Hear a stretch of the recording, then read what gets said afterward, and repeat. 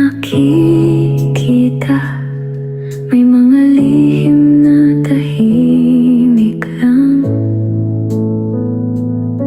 Ang panluloko ay hindi aksidente, kundi pa siyang pinili ng isipan.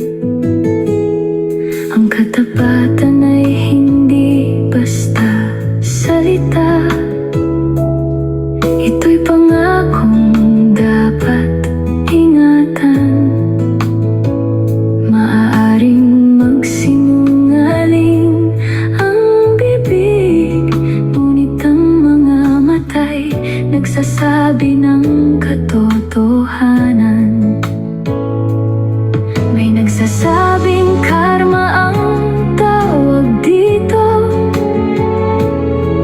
may iba namang iba ang paniniwala.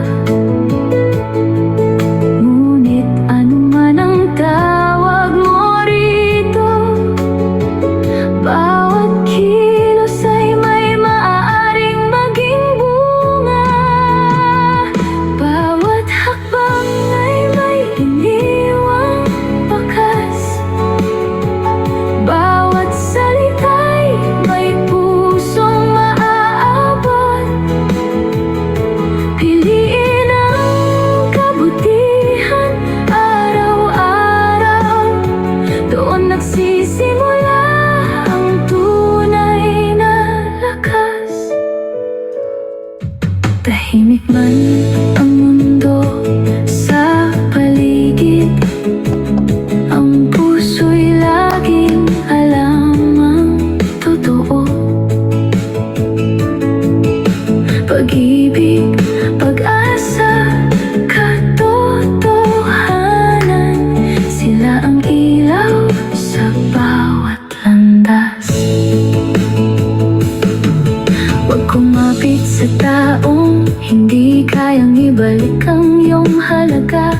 May pag-ibig na dumarating nang hindi inaasahan, at may paglayong nagtuturo ng aral. Kapag nasasaktan, huwag mawalan ng pag-asa.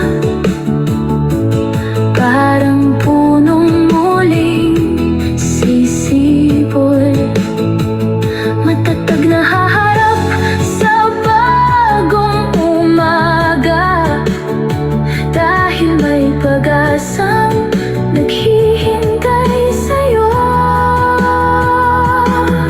Kung walang hahawak sa iyong kamay, patuloy ka pa rin lumakad. Baguhin ang iyong pag-iisip, at unti-unting magbabago ang bukas. Bawat habang ay may iniwang bakas, bawat salita'y may pusong maaabot. Piliin ang kabutihan araw-araw, pag-ibig at katotohanan ang tanglaw. Hindi man lahat ay naniniwala sa karma, ngunit bawat desisyon ay may bunga.